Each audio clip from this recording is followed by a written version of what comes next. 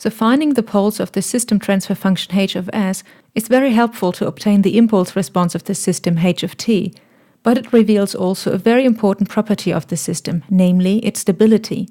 To see this, let's go through all the different options of pole positions and corresponding terms of h of t, where we first assume that we have a real-valued negative pole, that is, on the negative real axis.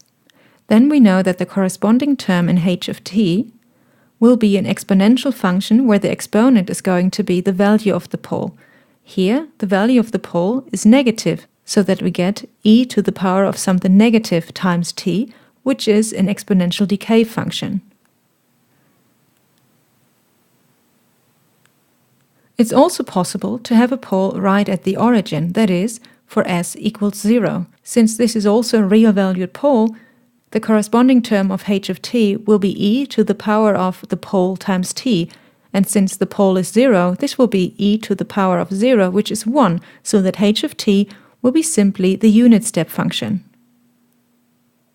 But h of s can also have a real-valued pole with a positive value, such that the pole lies on the positive real axis.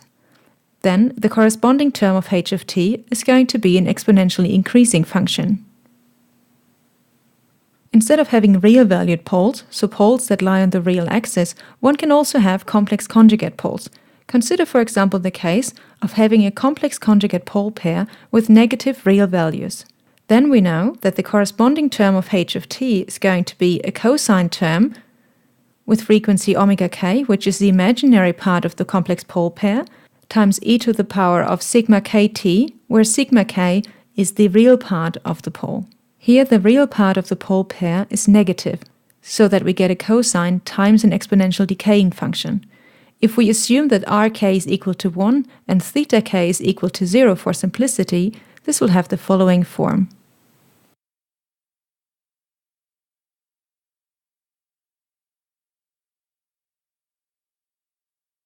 If we now assume that we have a complex conjugate pole pair that lies on the imaginary axis, hence for which the real part is 0, then e to the power of sigma kt is going to be 1, so that the corresponding term of h of t will be a simple cosine function. Again, assuming that rk is equal to 1 and theta k is equal to 0, this will look like that.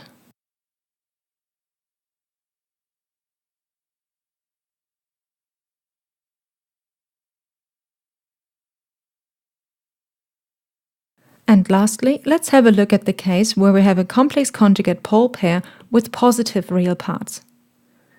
Now, the cosine term is multiplied with e to the power of sigma kt, with sigma being positive, so that we get an exponentially increasing function.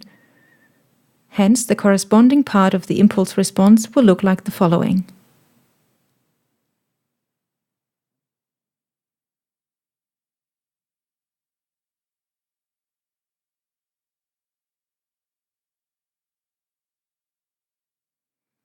Note that we assumed here that the imaginary parts of the complex conjugate pole pairs are identical. Hence, the frequencies of the corresponding cosines are also identical. Remember that for BIBO stability, where BIBO stands for bounded input, bounded output, the impulse response has to satisfy the condition that the integral between minus infinity to plus infinity of the absolute value of h of t dt must be less than infinity, or in other words, it must be bounded.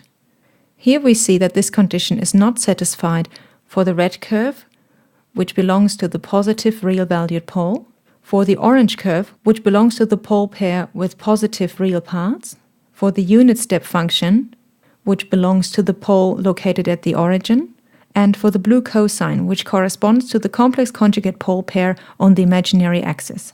The stability condition for h of t is only satisfied for the exponential decaying function, which corresponds to the negative real-valued pole, and for the decaying cosine, which corresponds to the complex conjugate pole pair with negative real parts.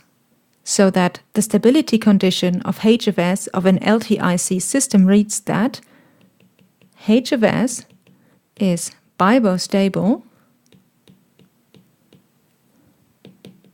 if and only if h of s is proper Again, that means that n is greater or equal to m, where n is the degree of the denominator and m is the degree of the numerator. And all poles have negative real part.